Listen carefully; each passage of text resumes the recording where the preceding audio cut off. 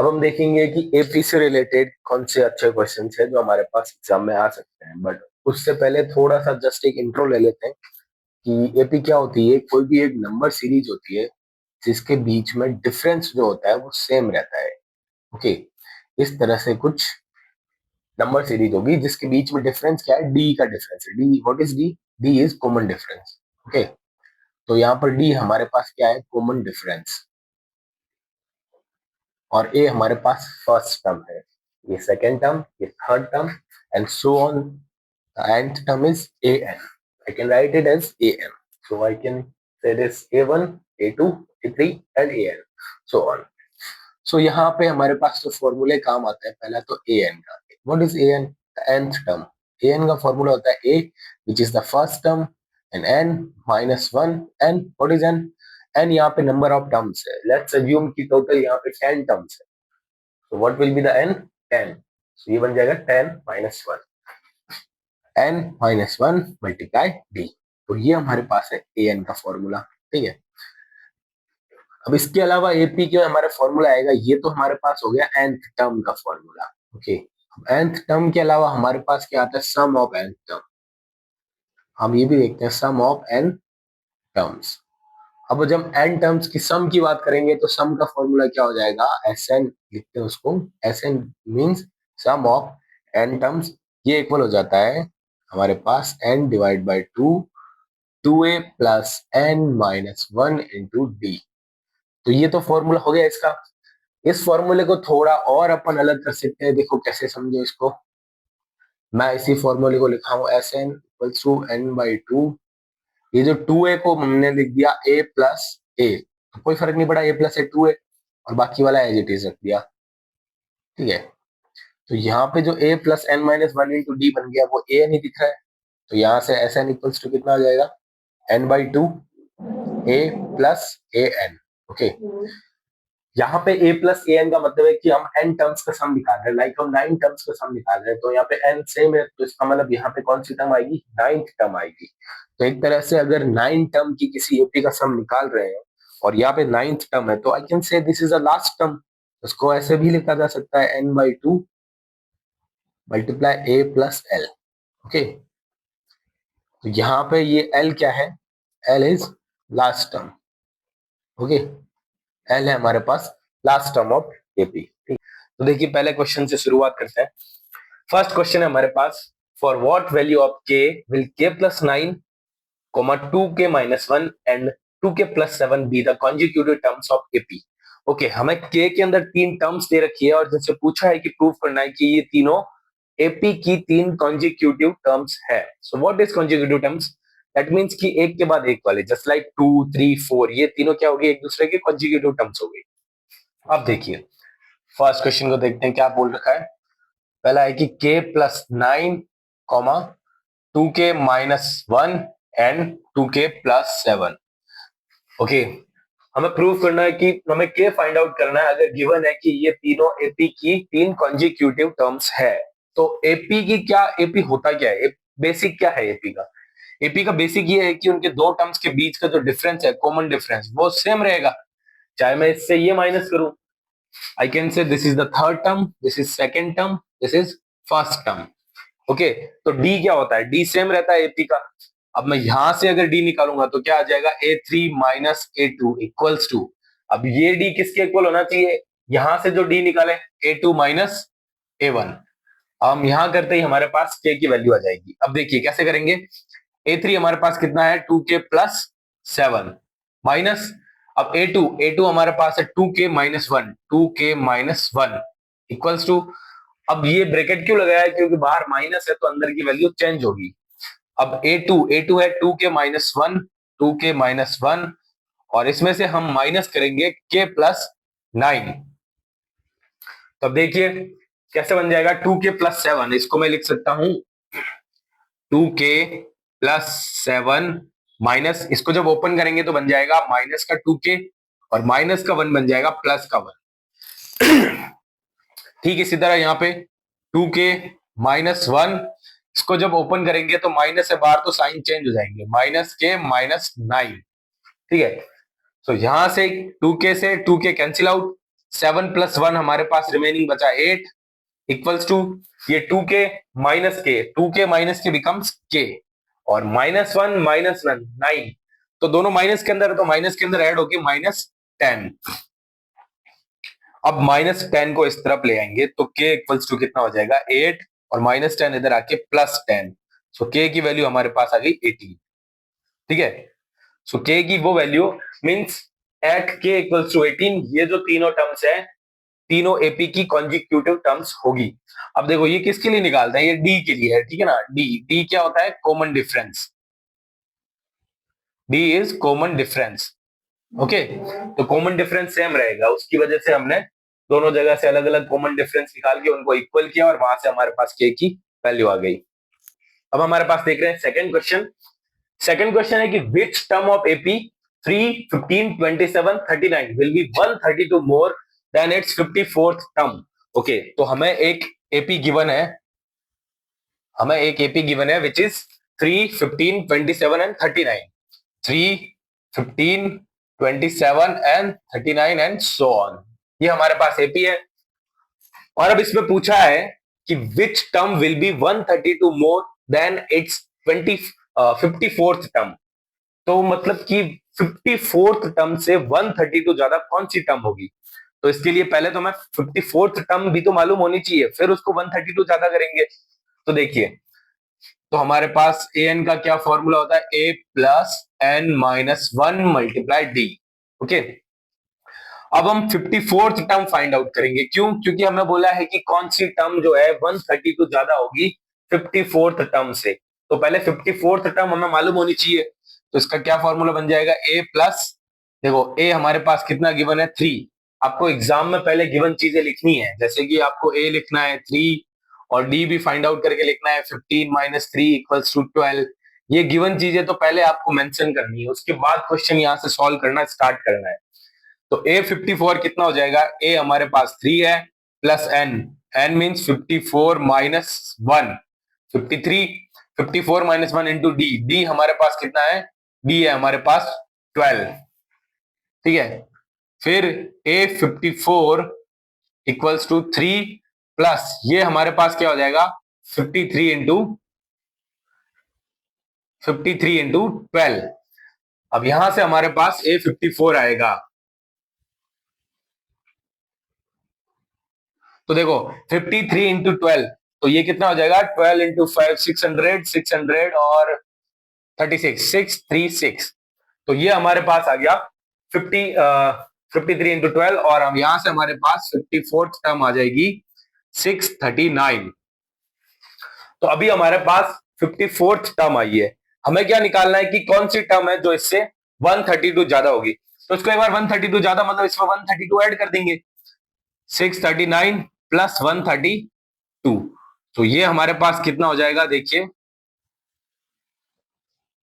Sorry, ये 639 plus 132। Okay, सो 771। जब इसको 132 ज्यादा करेंगे तो आएगा 771। ओके, तो अब हमें ये निकालना है कि कौन सी टर्म 771 होगी इस एपी के अंदर, क्योंकि 639 54th टर्म है और उससे 132 ज्यादा मींस 771। तो अब हमारे पास क्या गिवन है, A N equals to given है 771 और हमें फाइंड क्या करना है, विच टर्म मींस कि हमें एन फाइंड आउट करना है। जब आपको ये बोला जाए कि विच टर्म मींस हमें एन फाइंड आउट करना है, या फिर बोले nth term 54th term 20th term 21th term, तो इसका मतलब हमें ए एन फाइंड करना रहता है। बट इसमें विच टर्म बोला है तो हमें एन फाइंड करना है। तो ए एन की वैल्यू हम इसी तरह ये फॉर्मूला वापस लगाएंगे। ठीक है, तो ए एन हमारे पास 771 इक्वल्स टू ए है 3 plus N minus 1 multiply D, D है हमारे पास 12। अब इस 3 को इधर ले जाएं, 3 को इधर ले जाए माइनस में हो जाएगा 771 minus 3 equals to n minus 1 into 12। अब इसमें से माइनस किया, ये बचेगा 768 equals to n minus 1 into 12। अब देखो 12 से ये कट रहा है 768, 12 से ये कट रहा है 6 and 4, so n minus 1, so n minus 1 is 64। तो n कितना हो जाएगा, मैं -1 को अगर इधर लेके जाऊं तो 64 + 1, तो यहां से हमारे पास n कितना आ गया 65। तो इसका मतलब 65th टर्म जो होगी वो 771 होगी, means A65 will be 771। Okay, तो यही हमारा आंसर है। क्या पूछा था कि कौन सी इस एपी के अंदर कौन सी टर्म होगी जो 54th टर्म से 132 ज्यादा होगी, तो ये 771 है, और वो कौन सी टर्म होगी 65th टर्म होगी। Okay, so 65th term will be 132 more than the 54th term. Okay, अब हमारे पास नेक्स्ट क्वेश्चन है, sum of the 4th and 8th term of an AP is 24 and sum of the 6th and the 10th term is 44, find the first 3 terms of AP। Okay, simple सा question है, कुछ नहीं हमें दे रखा है, 4th term and 8th term का सम दे रखा है 24, विच मींस क्या हो गया 4th and 8th term means A4 plus A8 हमें गिवन है सम विच इज 24, और दूसरा sum of 6th term and 10th terms, तो 6th टर्म क्या हो जाएगी A6 plus 10th term A10 equals to 44। Find करना है एपी की 3 टर्म्स, तो A और D फाइंड आउट कर देंगे इसमें। तो A4 प्लस A8 इसको मैं फॉर्मूला के बेस में लिखता हूं। देखो हमारे पास फॉर्मूला क्या है, फॉर्मूला है AN equals to A plus N-1 into D, तो ये हमारे पास फॉर्मूला है, यही फॉर्मूला हम इसमें अप्लाई करेंगे। तो A4 की जगह मैं क्या लिख सकता हूं, A plus N-1 4 - 1 which means 3D, A plus 3D plus A8 को लिख सकते हैं A plus 7D which is equal to 24। अब ये क्या बन जाएगा, A plus A 2A plus 7D plus 3D 10D equals to 24। अब ये सारे नंबर 2 से डिवाइड हो रहे हैं, तो इसको 2 से सारे को कैंसिल आउट कर देंगे, या बोल सकते हैं कि 2 से पूरी इक्वेशन को डिवाइड कर दिया। ओके, मतलब पूरी इक्वेशन को 2 से डिवाइड करेंगे अगर, तो क्या बन जाएगा 2A divide by 2A plus, अब हमारे पास 10A divide by 2 5D and 24 divide by 2 12, इसको बोल देंगे इक्वेशन नंबर फर्स्ट। अब यहां से हम दूसरी इक्वेशन निकालेंगे, A6 plus A10 equals to 44 given है, तो A6 को क्या लिख सकते हैं A plus 5D, okay, and A10 को लिख सकते हैं A प्लस 10 से 1 कम 10 - 1 9D इक्वल्स टू 44। अब यहाँ पे A प्लस A ये बन जाएगा 2A plus 5D plus 9D 14D is equal to 44। अब ये भी 2 से हमारे पास डिवाइड हो रही है, तो 2 से डिवाइड करते हैं 2A का बन जाएगा A प्लस ये हो जाएगा 7D equals to 22। This is equation number 2। अब हमारे पास दो इक्वेशन बन गई है, उनको हम एलिमिनेशन मेथड से सॉल्व करके A और D निकाल सकते हैं। देखिए कैसे, अब A plus D equals to 12 को दूसरी इक्वेशन को यही लिखता हूं, A plus 5D equals to 12। तो देखो एलिमिनेशन मेथड लगाएंगे तो A से A कैंसिल आउट करने के लिए हमें इस इक्वेशन से दूसरी इक्वेशन को माइनस करना है, तो यहाँ minus sign change minus minus, तो A माइनस A कट हो गया, 7D minus 5D this will becomes 2D and 22 minus 12 this will becomes 10। So यहाँ से 2 से 10 कैंसिल आउट हो गया, बनेगा D इक्वल्स टू 5। तो हमारे पास D 5 आ गया। अब A कैसे निकालेंगे, इनमें से किसी भी दोनों में से कोई भी हमारे पास इक्वेशन है यूज करके हम D निकाल चुके हैं, तो A निकाल सकते हैं। देखो इसकी वैल्यू मैं इसमें पुट करता हूं फर्स्ट इक्वेशन में, A plus 5D equals to 12 है, so A plus 5D is 5, so यहाँ पे 5 पुट किया equals to 12, so A plus okay 5 multiply 5 25, अगर उसको उस तरफ ले जाएंगे तो 12 माइनस 25, तो यहां से A इक्वल्स टू कितना आ जाएगा माइनस का 13। तो हमारे पास A आ चुका है, फर्स्ट टर्म आ चुकी है और D आ चुका है, तो AP की 3 टर्म्स निकाल सकते हैं। कैसे, देखो AP हमारे पास क्या हो जाएगी, देखो फर्स्ट टर्म है -13 फिर कॉमा 5, अगर D है तो इसका मतलब 5 ऐड करते जाए। अब इसमें 5 ऐड करेंगे तो फिर ये माइनस का 8 एंड माइनस का 3 एंड सो ऑन, इस तरह से वो AP बन जाएगी। ठीक है, अब यहाँ पे कोई लगेगा कि 13 से 8 तो कम हो रहे हैं, नहीं, माइनस में नंबर कम हो रहे हैं मींस नंबर रियल में बढ़ रहा है, तो 5 इसमें ऐड हो रहे हैं। ठीक है, so these are the AP's 3 terms. कुछ नहीं, इजी क्वेश्चन है। अगर हमें दे रखा है कि 2 टर्म्स का सम दे रखा है तो यहाँ पे कंफ्यूज नहीं होना है, 2 टर्म्स का सम दे रखा है, sum of terms of AP नहीं है, AP की टर्म्स का सम नहीं है, AP की 2 टर्म्स का हमें सम दे रखा है पहले से, तो हमें AN का फॉर्मूला यूज करना है। यहाँ पे ये मिस्टेक नहीं करनी है कि एसएन का फॉर्मूला यूज नहीं करना है, एसएन का फॉर्मूला यूज नहीं होगा। नेक्स्ट क्वेश्चन हमारे पास है, how many terms of an AP 9, 17, 25 must be taken to give sum of 636। तो हमें इस बार एपी गिवन है और सम गिवन है, लेकिन फर्स्ट लाइन क्या बोल रही है, हाउ मेनी टर्म्स। जब विच टर्म की बात आती है तो मीन्स हमें विच टर्म, तो एन पूछा है तो एक बार यही पूछ ले कि which term will be that, तो एन। ओके, यहाँ पे पूछा है हाउ मेनी टर्म्स, तो इसका मीनिंग क्या हो गया, एन फाइंड आउट करना है। ओके, अगर हमें nth टर्म पूछता है, value of which term, value of nth term, तो वो हमारे पास ए एन फाइंड करना है, लेकिन यहाँ पे पूछा है how many terms, that means हमें एन फाइंड आउट करना है। तो हमें एपी गिवन है 9, 17, 25। सो एपी हमारे पास है 9, 17, 25 एंड सो ऑन। अब इसका सम दे रखा है एस एन इक्वल्स टू है 636। हमें क्या फाइंड आउट करना है, एन फाइंड आउट करना है। ओके, तो हमारे पास एस एन का फॉर्मूला है, हमारे पास sum of N terms in AP. तो एस एन का फॉर्मूला हमारे पास क्या है, N by two, 2a plus N minus one into D. तो इसके लिए हमारे पास ए और डी होने चाहिए, तो हमारे पास एपी है, ए कितना है हमारे पास, ए है 9 और डी कितना हो जाएगा, डी है 17 माइनस 9 विच इज डी हो जाएगा हमारे पास 8। Okay, 17 minus 9 8। तो ए और डी दोनों है, हम ए और डी की वैल्यू पुट कर देंगे, फिर एन आएगा। अब यहाँ पे इसके अंदर दो चैप्टर्स का यूज आएगा, एक तो हम एपी कर ही रहे हैं ये फॉर्मूला, बट इसके में एन फाइंड आउट करने के लिए यहाँ पे एक क्वाड्रेटिक इक्वेशन बनेगी। देखिए, एस एन हमारे पास गिवन है 636 equals to n divide by 2 multiply 2 into a. Okay, अब 2 इंटू ए करेंगे, सो 9 इंटू 2 18, डायरेक्ट लिख रहा हूं, plus N minus one, n minus one multiply d है हमारे पास 8। तो ये बन जाएगा 636 equals to N by 2 18 plus 8 को जब अंदर मल्टीप्लाई करेंगे 8 एन माइनस 8। ओके, 8 को एन माइनस वन से मल्टीप्लाई किया है, तो क्या बचा 636 इक्वल्स टू एन बाई 2, और ये 18 माइनस 8 10 प्लस 8 एन। अब इस 2 को या तो क्रॉस में भेज दो या फिर इन दोनों में से 2 कॉमन लेके इस 2 से कैंसिल आउट कर दो।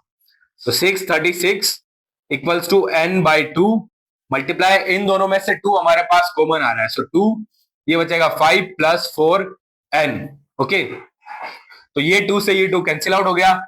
अब हमारे पास बचा 636 equals to n 5 plus 4 n. अब हम क्या करेंगे, 5 प्लस 4 एन जो है इसको एन से मल्टीप्लाई होगा, तो एन पहले इससे मल्टीप्लाई होगा फिर एन इससे मल्टीप्लाई होगा, तो ये 636 equals to 5 n plus 4 n square. तो ये क्या इक्वेशन बन जाएगी हमारे पास, 4 n square plus 5 n minus 636 equals to 0। Okay, अब हमारे पास ये एक क्वाड्रेटिक इक्वेशन बन चुकी है। इसको सॉल्व करने के लिए दो तरीके हमारे पास, पहला तरीका तो हम क्वाड्रेटिक फॉर्मूला यूज कर सकते हैं और दूसरा तरीका हम फैक्टराइज कर सकते हैं। फैक्टराइज करने के लिए हमारे पास क्या है कि ए और सी वाला, वही मल्टीप्लाई करने से ए सी लाना होता है और ऐड करने से दो ऐसे नंबर सोचने हैं जिनके सोचने बी आए। अब देखो 636 मल्टीप्लाई बाय 4, 636 मल्टीप्लाई बाय 4 ये कितना होता है हमारे पास, तो ये हो जाएगा हमारे पास 2544। ओके, 2544। तो हमें कोई ऐसे दो नंबर देखने हैं जिनको मल्टीप्लाई करने से तो 2544 आए और ऐड करने से हमारे पास 5 आए। ओके, तो मल्टीप्लाई करने से means AC AC AC, multiply करने से तो ये आना चाहिए, हाँ ये माइनस का है वो हम देख लेंगे, ठीक है, और बी जो प्लस का है वो 5 लाना है। मतलब ऑब्वियसली दो ऐसे नंबर सोचेंगे जिसमें एक नंबर प्लस होगा एक माइनस होगा, तभी तो उनका मल्टीप्लाई माइनस आएगा। बट हमारे पास सम अगर प्लस में आ रहा है तो ऑब्वियसली जो बड़ा वाला नंबर होगा वो प्लस का होगा। अब ऐसे नंबर फैक्टराइज, इतना बड़ा नंबर सोचने के लिए कैसे सोच सकते हो आप, देखो बहुत अच्छा तरीका, पहले आप इसके आसपास के नंबर सोचो जो आपको पता है, जैसे कि 25 और 25। 25 को जब 25 से मल्टीप्लाई करते हैं तो 25 कितना आता है 625। ओके, अब इसी तरह मैं बताऊं 55 इंटू 5 कितना होता है, देखो 5 इंटू 5 कितना होता है 25 होता है। अगर यहीं पे मैं 50 कर दूं तो 2 जीरो लग जाएंगे, ठीक है। तो मतलब 50 इंटू 50 2500, इसका मतलब 50 के आसपास ही कोई नंबर होगा, बस उसमें डिफरेंस कितने का होगा, 5 का होगा। तो ऐसे नंबर चेक करने के लिए हम क्या कर सकते हैं, दो तरीके हैं। देखो, हमें कोई ऐसा नंबर, दो नंबर चेक करने हैं जिनके लास्ट डिजिट को मल्टीप्लाई करने से 4 आना चाहिए और डिफरेंस उनका हमारे पास 5 रहना चाहिए।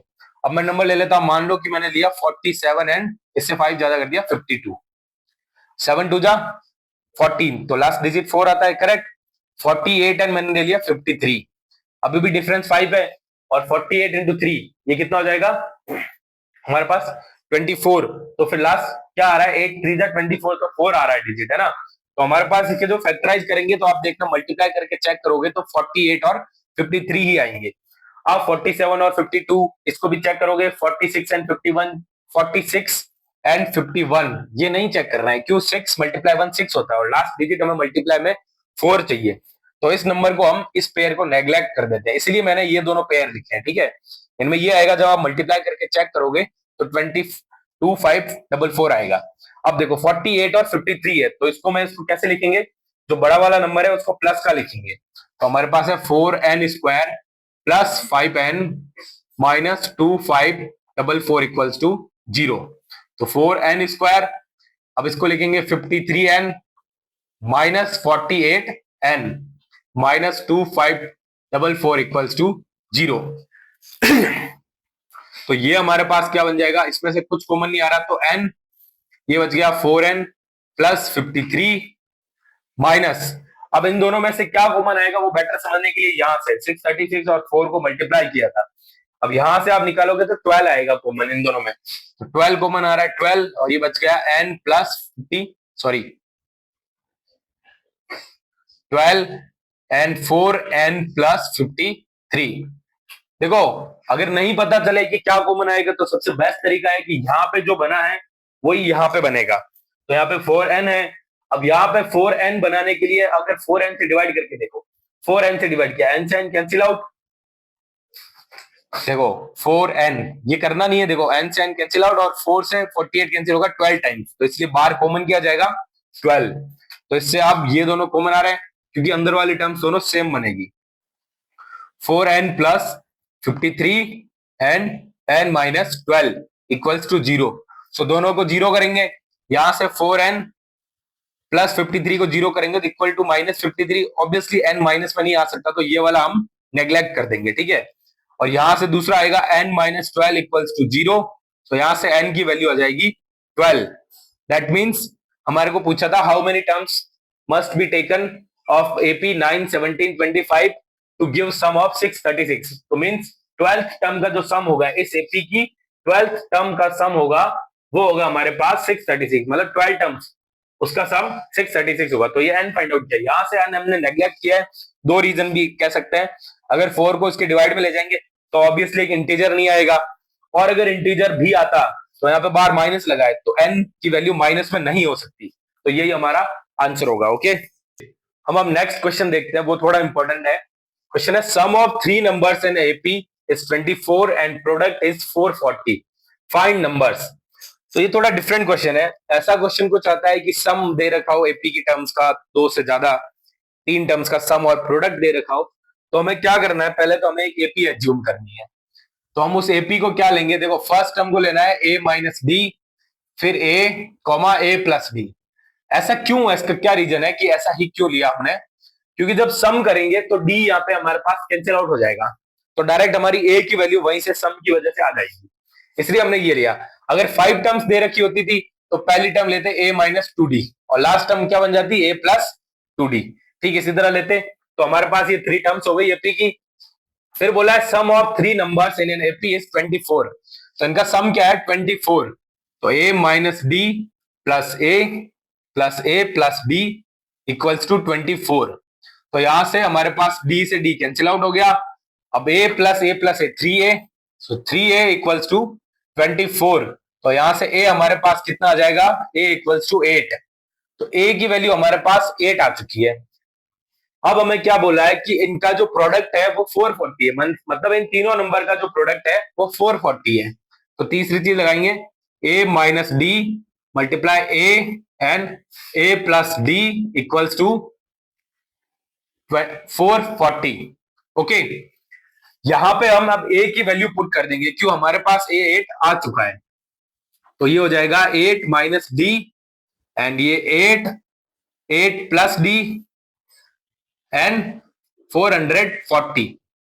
ओके, अब देखो ये वाली टर्म और ये वाली टर्म, इसमें हमारे पास एक फॉर्मूला लग रहा है, वो लग रहा है a minus b a plus b, और ये क्या होता है a square minus b square. ठीक है, तो ये फॉर्मूला हम इसमें लगा देंगे इन दोनों में, तो ये बन जाएगा 8 का स्क्वायर माइनस डी का स्क्वायर, और मल्टीप्लाई में जो 8 है, इस 8 को 440 के से कैंसिल आउट कर देंगे। देखो 8 में 440 से कैंसिल आउट कितनी टाइम्स होगा, 55 टाइम्स ये कट हो जाएगा। अब हमारे पास क्या बचा, 8 का square 64 minus d square equal to 55। अब हमारे पास ये, इसको देखो कैसे सॉल्व करेंगे, डी स्क्वायर को उधर ले जाते हैं और 55 को इधर ले आते हैं। ठीक है, तो देखो 64, अब 55 इधर प्लस का है तो इधर आके हो जाएगा माइनस का, minus 55 equals to d square. अब 64 माइनस 55 ये 9 हो जाएगा और डी स्क्वायर। अब यहां पे एक अच्छा क्वेश्चन है, नंबर फाइंड करने, तो दो तरह की एपी आ सकती है बट उतना नहीं जाना डीप में। डी स्क्वायर 9 है, जैसे ही रूट करेंगे तो डी की वैल्यू हमारे पास 2 आती है, प्लस माइनस 3। याद रखें किसी भी नंबर का जब स्क्वायर रूट करते हैं तो उसका आंसर प्लस माइनस दोनों नंबर आते हैं। क्यों, क्योंकि अगर हम -3 का स्क्वायर करेंगे तो वो भी हमारे पास कितना होगा 9, और हम +3 का स्क्वायर करेंगे तो भी वो भी हमारे पास 9 होगा। दोनों में से किसी नंबर का स्क्वायर करेंगे तो 9 होगा, इसलिए जब स्क्वायर रूट करते हैं वापस तो प्लस माइनस दोनों आंसर आते हैं। तो हमारे पास डी आ चुका है +-3।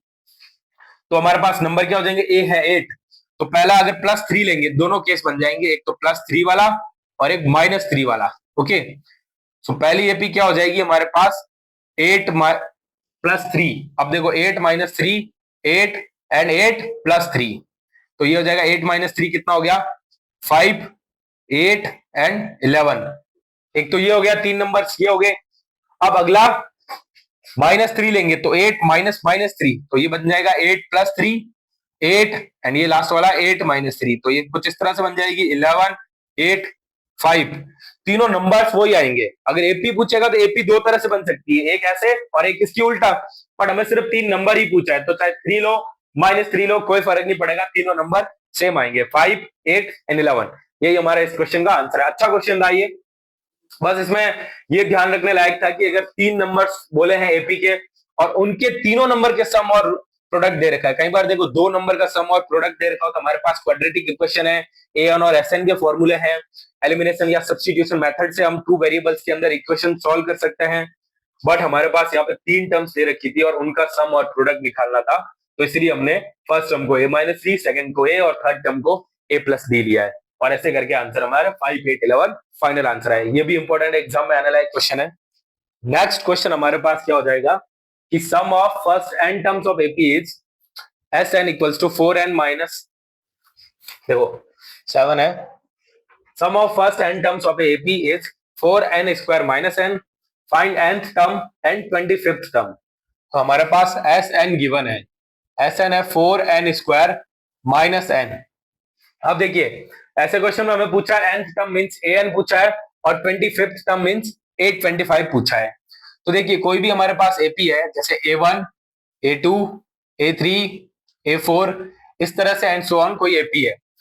अगर मैं देखूं S1, मान लो S2 हमारे पास क्या होगा कि 2 टर्म्स का सम A1 प्लस A2, ठीक है।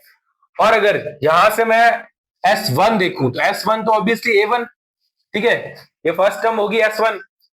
और अगर मैं S2 में से माइनस कर दूं S1 तो हमारे पास क्या बचेगा A1 plus A2 minus A1, तो A1 से A1 कैंसिल आउट हुआ तो ये बच गया A2।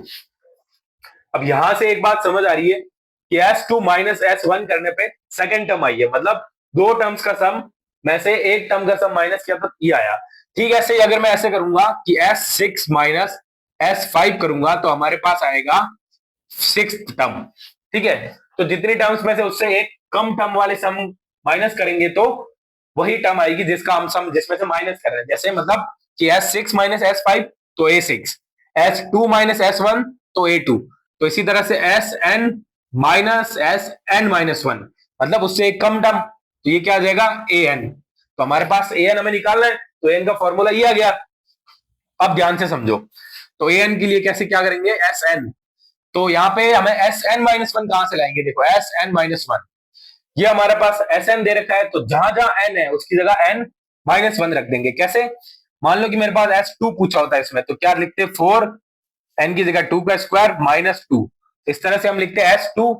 तो an का कैसे लिखेंगे, अब an को Sn, तो Sn तो हमारे पास 4n square minus n minus Sn, तो Sn की जगह क्या लिख देंगे, हम ब्रैकेट लगाएंगे क्योंकि बाहर माइनस है, तो 4n की जगह लिखेंगे n माइनस 1 का स्क्वायर माइनस फिर से n की जगह लिखेंगे n माइनस 1, ये ब्रैकेट क्लोज। तो हमारे पास an इक्वल्स टू कितना आ जाएगा, an 4n square minus n minus, अब यहां पे हमारे पास लग रहा है n माइनस 1, तो a माइनस बी का होल स्क्वायर लग रहा है, तो a माइनस बी का होल स्क्वायर हमारे पास क्या होता है, a माइनस बी का whole square which becomes a square plus b square minus 2ab, तो ये बन गया हमारे पास a माइनस बी का होल स्क्वायर।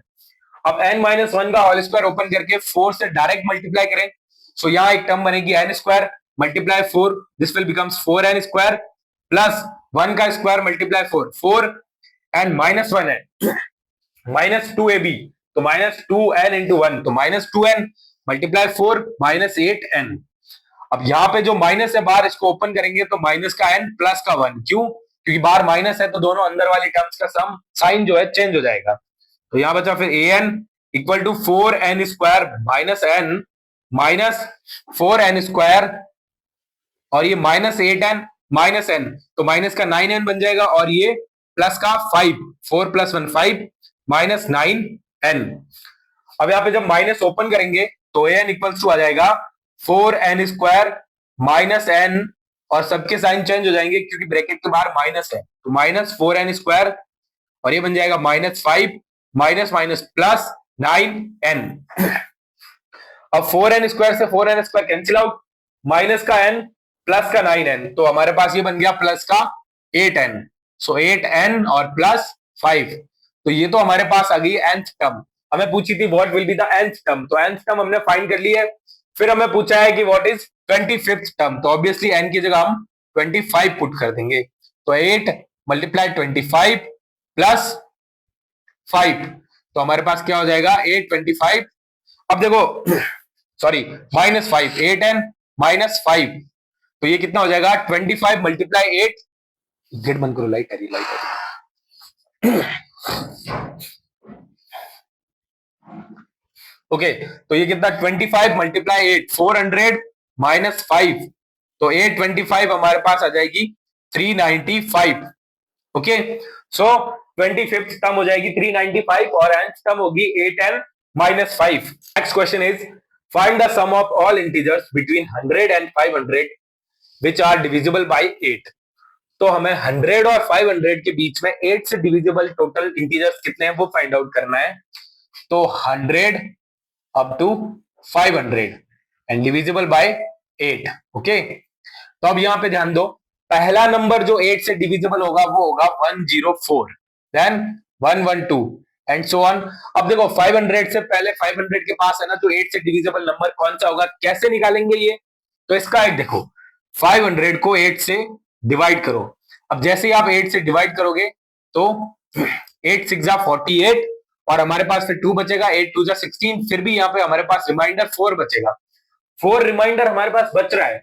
तो अगर इसके अंदर वो 4 नहीं होता, 4 कम होता ये नंबर, तो 8 से ये कंप्लीटली डिवाइड होता, तो इसका मतलब 4 कम कितना हो गया 496, तो लास्ट नंबर कितना हो जाएगा 496। तो अब हमारे पास लास्ट टर्म भी आ गई, फर्स्ट टर्म है डी है, पूरी एपी आ गई।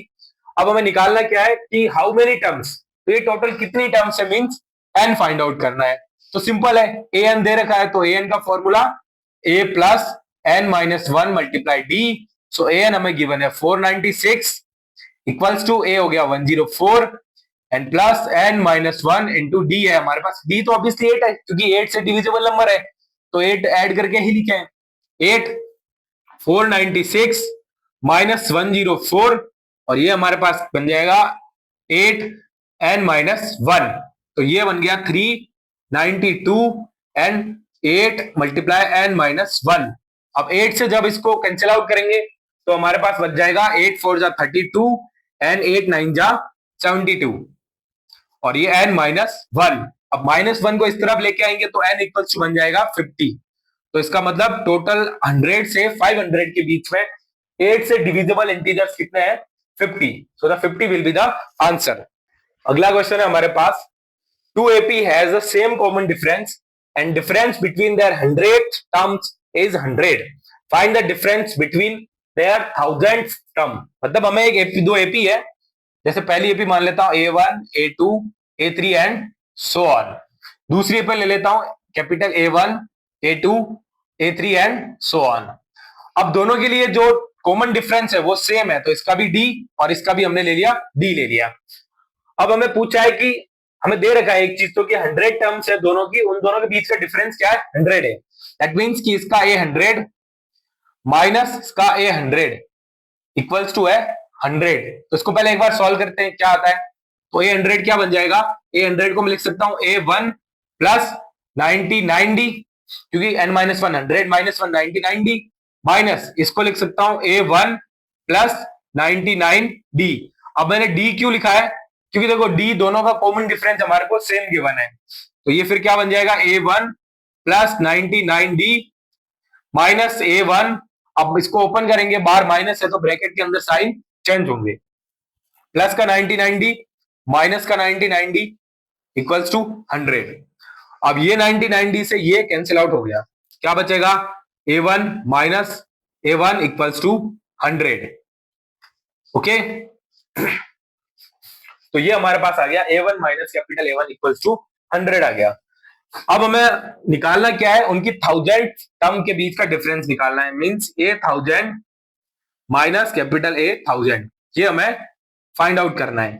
तो देखो कैसे हो जाएगा, इसको क्या लिख दूंगा? A plus A1 plus 999D minus इसको लिख देंगे A1 प्लस 999D। अब देखो ये कैसे आएगा? अब A1 प्लस 999D और इसको भी कैसे लिख देंगे? बाहर माइनस है तो इनका साइन चेंज करके इसको लिखेंगे। अब यहां पे ये वाला कैंसिल आउट हो रहा है, बचा क्या फिर? A1 माइनस कैपिटल A1 और इसकी वैल्यू हमने जो गिवन चीज है उससे निकाली, कितनी आई है? 100। तो 100 आई है। इसका मतलब क्या है कि दोनों की सेम नंबर ऑफ टर्म्स, कोई सी भी टर्म्स लो, उनके बीच का डिफरेंस हमेशा क्या आएगा? 100 ही आएगा। इसका क्या मतलब है? अगर मैं ये ले लूं A 967 माइनस A 967, तो ये भी कितना आएगा? 100 ही आएगा, क्योंकि जो भी n और d वाली टर्म्स है वो अगर n सेम ले रहे हैं, मतलब n अगर सेम है और d भी सेम है, तो ये वाली टर्म तो हमेशा कैंसिल आउट हो जाएगी क्योंकि बाहर माइनस है। विच मीन्स इनकी कोई भी nth टर्म और माइनस an कोई भी nth टर्म का डिफरेंस लेंगे वो हमेशा 100 ही आएगा। ठीक है, तो ये कुछ क्वेश्चन है एपी के जो इंपॉर्टेंट है।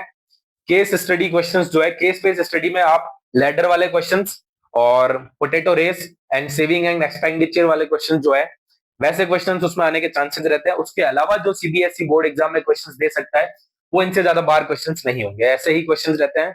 इन्हीं को घुमा फिरा के क्वेश्चंस रिपीट होते हैं पिछले 10 से 12 सालों के, तो पूरा एनालिसिस है पेपर का, उससे रिलेटेड ये सारे क्वेश्चंस हैं।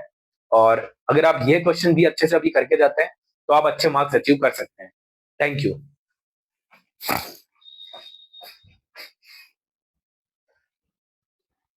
Which term of this AP is the first negative term? तो इसका मतलब हमें ये निकालना है कि इस एपी के अंदर पहली नेगेटिव टर्म कौन सी होगी। बहुत अच्छा क्वेश्चन है और इंपॉर्टेंट क्वेश्चन है, समझने लायक। देखो 65, 61, 57, 53 एंड सो ऑन। इसमें हमें निकालना है फर्स्ट नेगेटिव टर्म कौन सी होगी। तो ऐसे क्वेश्चंस को सॉल्व करने के लिए कौन सी अप्रोच है? देखो पहले तो हमारे पास गिवन क्या क्या है। ए जो फर्स्ट टर्म है हमारे पास 65 है और कॉमन डिफरेंस हमारे पास 61 माइनस 65 विच इज -4। तो हमारे पास ए है और डी है। हमें फर्स्ट नेगेटिव टर्म निकालनी है। फर्स्ट नेगेटिव टर्म का मतलब क्या हो गया कि वो टर्म 0 से कम होनी चाहिए, है ना? वो जो भी टर्म होगी 0 से कम होनी चाहिए। अब 0 से कम होनी चाहिए, तो एक बार ये ट्राई करके देखते हैं कि 0 पे कौन सी टर्म है ये। ऑब्वियसली जरूरी नहीं है कि इस पूरी एपी के अंदर कोई टर्म जीरो आए तो जीरो से जो हमारा एन आएगा, मान लो कि हम जीरो निकालते हैं, इसमें ए एन को जीरो कंसिडर करके एन निकालते हैं, तो एन आ गया 63.7 समथिंग। ऑब्वियसली पॉइंट के अंदर एन नहीं हो सकता, विच मीन्स कि जीरो से पहले जो भी टर्म होगी वो 63rd टर्म होगी, और जीरो से माइनस की ओर चली जाएगी तो वो टर्म 64th होगी। तो हमें पता चल जाएगी कि कौन सी टर्म नेगेटिव होगी। ठीक है, तो वैसे हम वो ही निकाल देंगे कितनी होगी। देखो, मान लेते हैं assume assume a N equals to, इसके अंदर जीरो है। अब कितने के लिए, सो देखो, तो A N equals to A plus N minus one multiply D. So A N की जगह हम पुट कर देंगे zero, this is 65 plus N minus one into D minus का 4।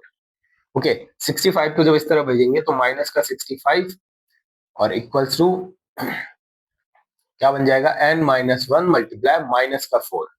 तो इस माइनस 4 से ये माइनस 4 कैंसिल आउट हो जाएगा।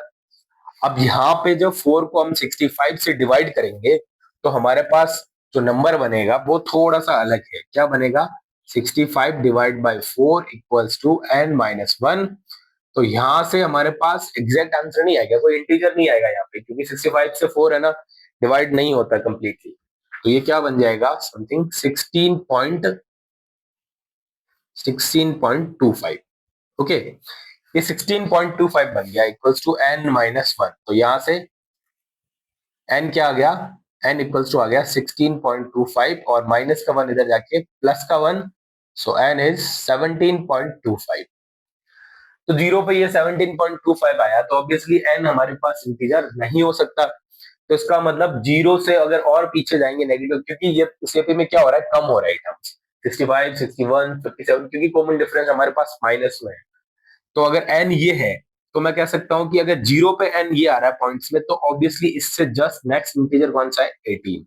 तो मतलब जो 18 टर्म होगी वो फर्स्ट नेगेटिव टर्म होगी। कौन सी होगी वो भी निकालते हैं, देखो। So first negative term, first negative term कौन सी हो जाएगी हमारे पास, A18। तो हम A18 निकाल के देखते हैं। A18 कितना हो जाएगा, A plus 18 minus one into D. तो देखो A18 कितना, A कितना है हमारे पास 65 है, प्लस ये हो गया 17 multiply 4। So A18 equals to 65। अब 17 मल्टीप्लाई 4 माइनस का 68, क्योंकि यहाँ पे माइनस है, माइनस प्लस माइनस, तो A18 equals to 65 minus 68 minus का 3। ओके, सो माइनस का 3 जो है वो इस एपी की फर्स्ट नेगेटिव टर्म होगी, और वो कौन सी टर्म होगी, 18th टर्म होगी। ओके, ये क्वेश्चन थोड़ा इंपॉर्टेंट है, निकालने के लिए हमें पहले जीरो एज्यूम करना पड़ेगा, क्योंकि हम जीरो से पहले जा रहे हैं, नेगेटिव टर्म की ओर जा रहे हैं। तो जीरो पे एन निकाल के देखते हैं वो पॉइंट में आ रहा है, which is not possible. Okay, because क्योंकि एन की वैल्यू हमेशा एक इंटीजर आना चाहिए। अब 17.25 है, ये 17.9, 17.8 या समथिंग जो भी पॉइंट के अंदर आंसर आए, तो उससे जस्ट एक इंटीजर बाद हमारे पास नेक्स्ट वैल्यू आ जाएगी जो इस एपी की सच में टर्म होगी, क्योंकि ये तो हो नहीं सकती। तो इससे जस्ट एक 18 टर्म। अब इससे कम ले लेंगे 17, तो ऑब्वियसली वो जीरो से बड़ी टर्म्स के लिए हो जाएगा, which will be positive. But हमें फर्स्ट नेगेटिव टर्म देखनी है, तो जीरो से और पीछे जाने के लिए, जीरो से और पीछे जा रहे हैं लेकिन एपी में आगे जा रहे हैं। क्यों, क्योंकि एपी कम होती जा रही है, इसलिए 17 से जस्ट अगला 18th term. So 18th term will be first negative term of this AP. तो 18 आ गया एन, तो एन 18 लेके हमने A18 यहाँ पे -3 निकाल दिया। सो this is the first negative term of this AP. The sum of 4,250 rupees cash prize is distributed among students for their academic performance in school. अब यहाँ पे बोला जा रहा है कि 4,250 रुपीज 10 स्टूडेंट्स के बीच में डिस्ट्रीब्यूट करना है, and the price of every student is 50 less than the preceding student. तो मतलब क्या है कि हर स्टूडेंट की जो प्राइस है उसके जस्ट बाद वाले से, जस्ट उससे जो बाद में लाया है उससे 50 रुपीज डिफरेंस है। ओके, तो मान के चलिए जैसे कि फर्स्ट वाले को मिल गया 100 रुपीज, तो सेकंड वाले को 50 रुपीज, फिर थर्ड वाले को इस तरह से हमारे पास है। ठीक है, तो मान के चलते हैं हम इसमें कि फर्स्ट प्राइस को एक्स या वाई कुछ भी कंसीडर कर सकते हैं, बट इसके अंदर हमें निकालना क्या, पहले तो हम क्या निकालेंगे कि किस स्टूडेंट को कितना कितना प्राइस हमें मिला है। हर स्टूडेंट के प्राइस की वैल्यू निकालनी है। ओके, सो हम एज्यूम करते हैं price for first ranker. Okay, first ranker की प्राइस को एज्यूम कर लेते हैं एक्स। तो हमारे पास जो एपी बनेगी, मान लो फर्स्ट रैंकर का एक्स है, तो अगले का क्या हो जाएगा, एक्स माइनस 50, उसको 50 रुपीज कम मिलेंगे। फिर एक्स माइनस इससे और कम हुआ तो एक्स माइनस 100, फिर एक्स माइनस 150। कुछ इस तरह से हमारे पास एपी बन जाएगी 10 टर्म्स तक। ओके, तो अब हम इस एपी में क्या देखेंगे, टोटल टर्म्स हमारे पास 10 है और उनका सम कितना है, 4250 रुपीज, क्योंकि टोटल जो कैश प्राइस है वो उतना ही है। तो हम इसमें एक्चुअली एस एन का फॉर्मूला लगाएंगे। What is S n? N by two into two A plus N minus one into d. Okay, तो अब एस एन हमारे पास 4250 रुपीज गिवन है, इक्वल्स टू एन हमें क्या करना है, फाइंड आउट करना है। सॉरी, एन हमें गिवन है 10 स्टूडेंट्स है, 10 by two and two a, two into x plus, क्योंकि ए हमारे पास एक्स है, plus N minus one, 10 minus one into D. D हमें ऑब्वियसली पता है कितना है, 50, 50 कम होते जा रहे हैं। तो देखो यहाँ पे एक चीज ध्यान देना, मैंने फर्स्ट रैंकर ऐसे लिखा है, तो फर्स्ट रैंकर से लिखेंगे तो -50 लिखेंगे इसको, -50, क्योंकि 50 हमारे पास कम होते जा रहे हैं। ठीक है, तो हमारे पास ये देखो, जीरो से जीरो कैंसिल आउट। अब 2 को इधर क्रॉस मल्टीप्लाई करेंगे 425 से, तो ये हो जाएगा 850 equals to 2x plus 10 minus one 9 multiply -50, तो ये 850 इक्वल्स टू 2x, ये कितना हो जाएगा, माइनस का 450। अब माइनस 450 को इस तरफ लाएंगे तो क्या बन जाएगा, 850 प्लस 450 इक्वल्स टू 2x, तो ये बन गया हमारे पास 1300 इक्वल्स टू 2x। जब 2 से इसको कैंसिल आउट करेंगे तो x इक्वल टू हमारे पास हो जाएगा 650 रुपीज। ठीक है, तो इसका मतलब फर्स्ट प्राइस क्या हो जाएगा, 650 रुपीज। अब ठीक इसी तरह मतलब प्राइस किस तरह से डिस्ट्रीब्यूट हुआ होगा सभी स्टूडेंट में, फर्स्ट प्राइस हो गया 650, उससे कम वाले को हमारे पास 600, फिर 550, 500 एंड सो ऑन, ऐसे ही 10 स्टूडेंट्स को प्राइस डिस्ट्रीब्यूट हुआ है। ठीक है, तो बहुत इजी क्वेश्चन है ये, इसमें यही दे रखा है कि टोटल सम हमें दे रखा है कि कितनी जो हमारे पास अमाउंट है वो सब स्टूडेंट्स के बीच में डिस्ट्रीब्यूट हुआ है, और जो भी प्राइस फर्स्ट रैंकर को मिला है सेकंड रैंकर को उससे 50 रुपीज कम मिले हैं। तो ध्यान रखना, ये 50 रुपीज उससे कम मिले हैं तो जो डी होगा वो नेगेटिव होगा। इसमें सबसे इंपॉर्टेंट ध्यान रखने के लिए यही है कि डी इसमें नेगेटिव लेंगे। ओके, क्वेश्चन में गिवन है the ratio of APs 11th term and 18th term is 2/3, 2:3 है ना, means 11th term to 18th term ratio दे रखा है 2:3। Find the ratio of fifth term to 21th term and also find the ratio of sum of 5 terms to sum of 21 terms। तो ये question किस तरह से बोल रहा है, देखिए 11th टर्म और 18th टर्म का रेशियो 2:3 दे रखा है, which means A11 divide by A18 equals to 2/3। अब हमारे पास फॉर्मूला an का क्या है, a plus n minus one into D. तो A11 की जगह रख सकते हैं a प्लस 10d अपॉन में a प्लस 18 का मतलब 18 minus one 17d is equal to 2/3। अब इसको क्रॉस मल्टीप्लाई करेंगे, देखो इसको इस तरफ और इसको इस तरफ, तो ये क्या हो जाएगा, 3 multiply a plus 10d and 2 multiply a plus 17d। ये क्या बन गया, 3a plus 3 into 10d 30d, और हमारे पास ये 2a प्लस 17 इंटू 2 34d। अब मैं 2a को इस तरफ ले जाऊंगा 3a माइनस 2a, और ये 34d माइनस 30d, तो 3a minus 2a equals to 34 minus 30 which is 4d। Okay, so a हमारे पास आ गया 4d। अब ये दोनों के बीच के रिलेशन है a और d के बीच में, हमें कुछ वैल्यू नहीं निकालनी क्योंकि हमें रेशियोज ही निकालना है। ठीक है, अब हमें जो फाइंड करना है वो है A5 अपॉन A21। दो चीजें फाइंड करने के लिए बोलिए, ratio of fifth term to 21th term and ratio of the sum of the fifth term to sum of 21 terms. तो पहले हम निकालते हैं fifth term to 21 term. So fifth term को कैसे लिखेंगे, a plus 5 minus 1 4d and 21 को लिखेंगे a प्लस 21 माइनस 1, तो दिस इज 20d। तो ये क्या हो जाएगा, a प्लस 4d, तो a। अब देखो यहाँ पे क्या करेंगे, किसी को भी दोनों के रिलेशन से एक ही टर्म के अंदर रख देते हैं। देखो अब a की जगह मैं 4d पुट कर देता हूँ, तो 4d प्लस, और ये वाला 4d है ही, और अपॉन में a की जगह 4d प्लस 20d। तो ये कैसे बन जाएगा फिर 4d प्लस 4d 8d और डिवाइड में 4d plus 20d which will become 24d। So d से d कैंसिल आउट और 8 से ये 24 जब कैंसिल आउट करेंगे 1/3 बचेगा 1/3। तो इसका मतलब A5/821 हमारे पास क्या आ गया 1:3। ठीक है। अब ये तो रेशियो आ गया। अब हमारे पास क्या और पूछा है कि sum ratio of the sum of 5 terms and ratio of the ratio of the sum of the 5 terms to the sum of 21 terms. तो हमारे पास S5/S21 हमें पूछा है। ओके, तो हमारे पास Sn क्या होता है, Sn का formula n/2 divide multiply 2a plus n-1 into d.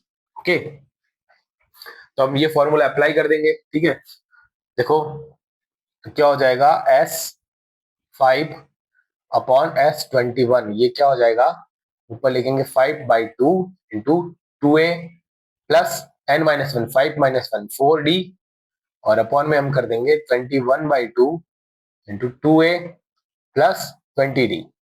Okay, तो इस 2 से 2 तो कैंसिल आउट हो गया, बचा क्या 5 मल्टीप्लाई 2a। तो a हमारे पास 4d है तो 2a कितना हो जाएगा 8d। So this will become 8d plus 4d और डिवाइड में हमारे पास रहेगा 21 मल्टीप्लाई अब 2a ये भी हो जाएगा 8d प्लस 20d। ठीक है, क्या बन जाएगा 5/21 और ऊपर हमारे पास क्या बन गया 8d प्लस 4d 12d और हमारे पास नीचे बन जाएगा 8 प्लस 20 28d। अब यहां से देख सकते हैं ये 2 से कैंसिल आउट हो रहे हैं 6 एंड ये 7 और अब हमारे पास ये भी 3 से कैंसिल आउट हो रहे हैं वापस 3 से ये 2 टाइम्स और ये 7 टाइम्स तो 2 मल्टीप्लाई बाय 5 10/7 मल्टीप्लाई 7 तो ये कितना हो गया 49। इसका मतलब sum of 5 terms to sum of 21 terms ratio क्या हो जाएगा 10:49। अब इसको भी ऐसे लिख सकते हैं, इसको भी A5:A21 इक्वल्स टू 1:3। ओके, दो चीजें पूछी थी इसमें, find the ratio of fifth term to 21th term and find the ratio of sum of the fifth term to sum of 21 terms. Okay, so this is the answer. Okay, तो हमारे पास question है कुछ इस तरह से, हमें given है कि sum of first 7 terms is 49 and sum of first 17 terms is 289 और हमें फाइंड करना है द सम ऑफ 20 टर्म्स। तो इस क्वेश्चन को देखिए कैसे लिखेंगे। हमारे पास पहले गिवन है S7 विच इज 49 और S17 गिवन है 289 और हमें फाइंड क्या करना है, हमें फाइंड करना है S20, हमें फाइंड आउट करना है। कुछ नहीं, सिंपल सा हम फॉर्मूला अप्लाई करेंगे। ध्यान रखें आप ये क्वेश्चन करने से पहले गिवन चीजें जो लिखेंगे उसके बाद हमें ये मेंशन भी करना है हम कि कौन सा फॉर्मूला इसमें यूज कर रहे हैं। डायरेक्ट क्वेश्चन सॉल्व करना नहीं लग जाना, उसके नंबर भी कट सकते हैं।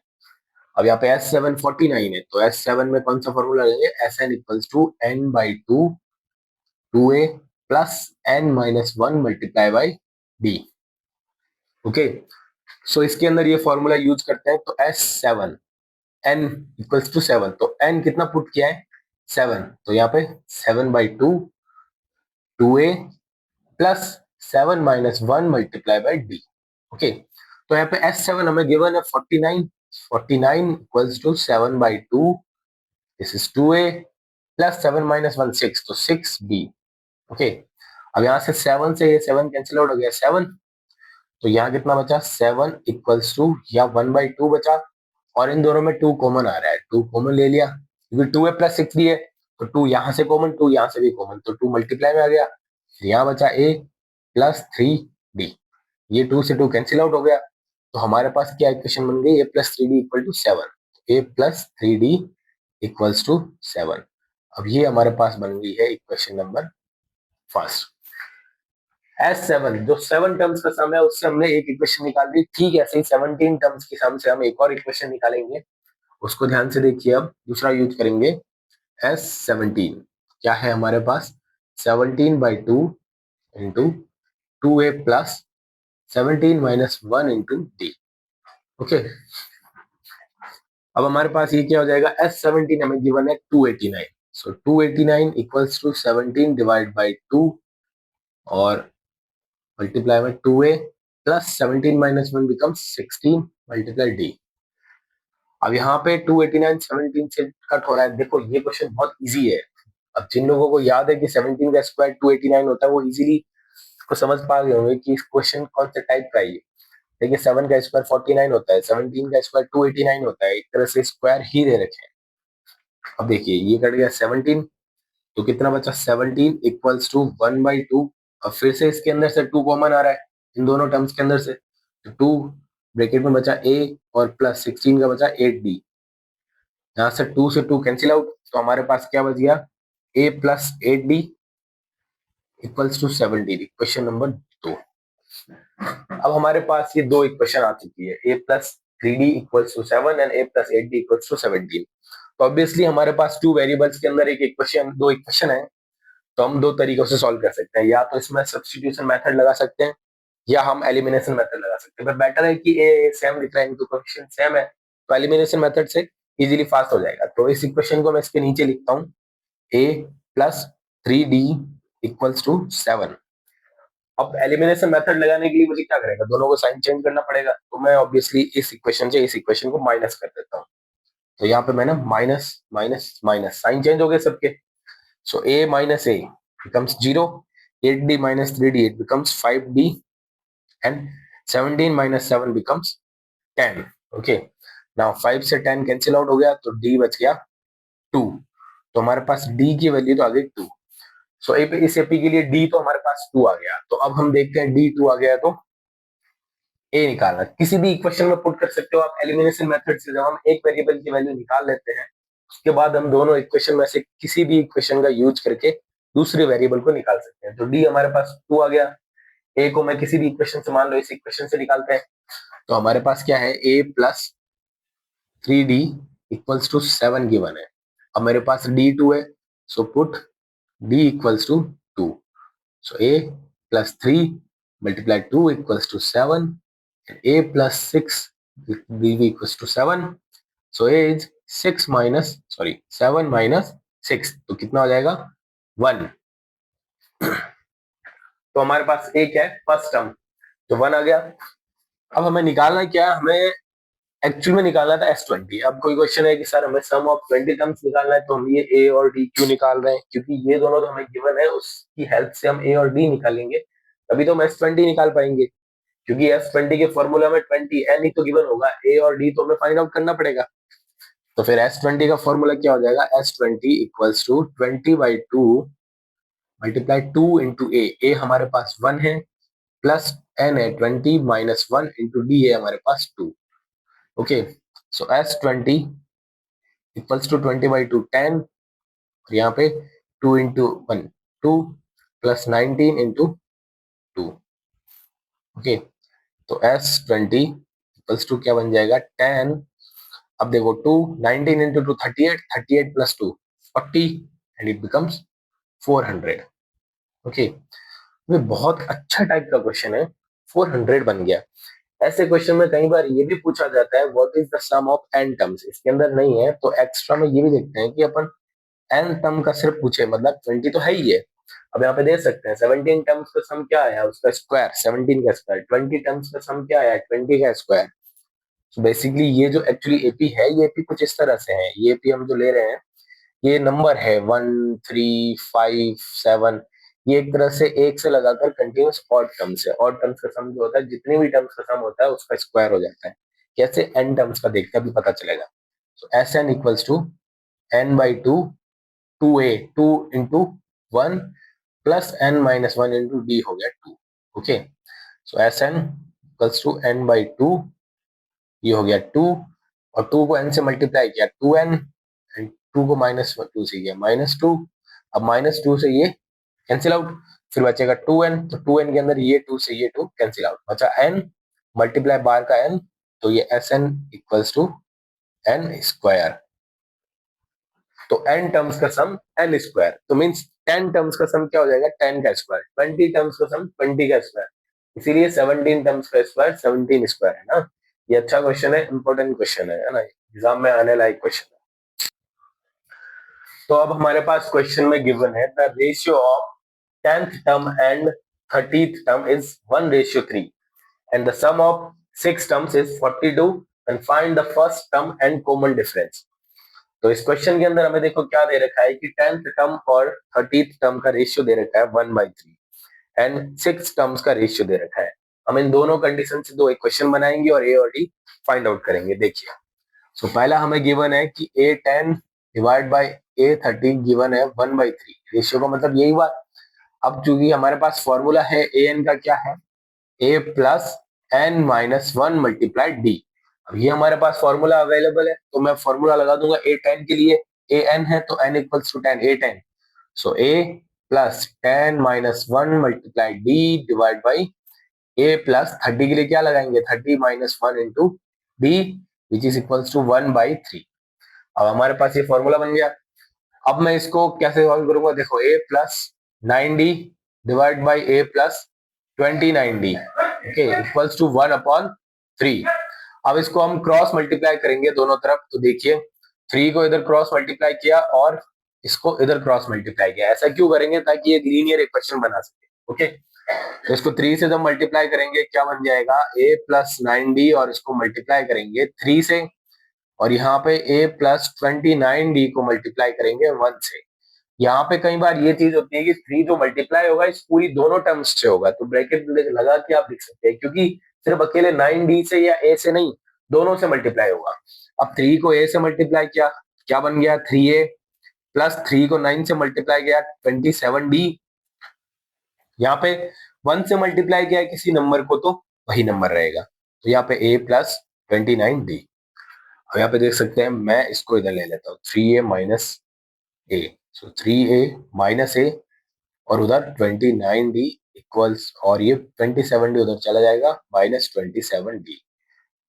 अब यहाँ पे 3a माइनस a हमारे पास 2a बन गया और equals to 29d minus 27d 2d बन गया। सो 2 से 2 कैंसिल आउट और क्या आ गया a इक्वल्स टू d आ गया। इस क्वेश्चन में देखिए बहुत अच्छी चीज आई है इसमें एक क्वेश्चन यहाँ पे बना के सॉल्व करने की ऐसी जरूरत नहीं है क्योंकि a इक्वल्स टू d आ गया हमारे पास।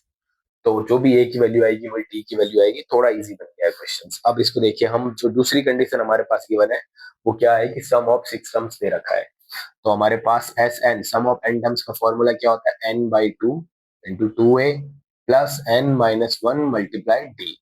ओके सम ऑफ 6 टर्म्स ये कितना हो जाएगा 6/2 इंटू 2a प्लस 6 माइनस 1। अब हम d की जगह क्या रख देते हैं a रखते हैं चाहे a की जगह d रख लो या d की जगह a रख लो तो वैल्यू तो वही आएगी कोई क्यों नहीं। हमारे पास एक फर्स्ट इक्वेशन से a और d की वैल्यू सेम है तो d की जगह मैंने पुट कर दिया a तो ये क्या बन जाएगा S6 हमारे पास ये बना 42 सो 42 becomes 6/2 and this will be 2a plus this is 5 and 5a।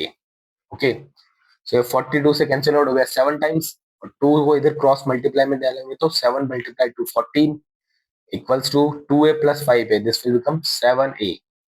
Okay this is 7a so 7 से 14 कट हो गया a इक्वल्स टू आ गया 2। अब हमारे को पता है a equals to d equals to 2 क्योंकि a और d इक्वल है तो हमें a की भी वैल्यू अलग से लिख सकते हैं a equals to 2 and d equals to 2। So हमारे पास उस एपी के फर्स्ट टर्म है 2 और कॉमन डिफरेंस भी है 2। तो ये कुछ क्वेश्चन है एपी के जो इंपॉर्टेंट है।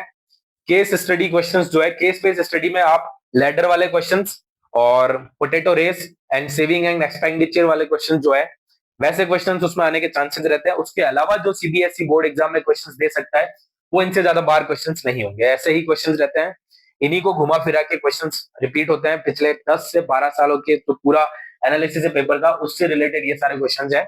और अगर आप ये क्वेश्चन भी अच्छे से अभी करके जाते हैं तो आप अच्छे मार्क्स अचीव कर सकते हैं। Thank you.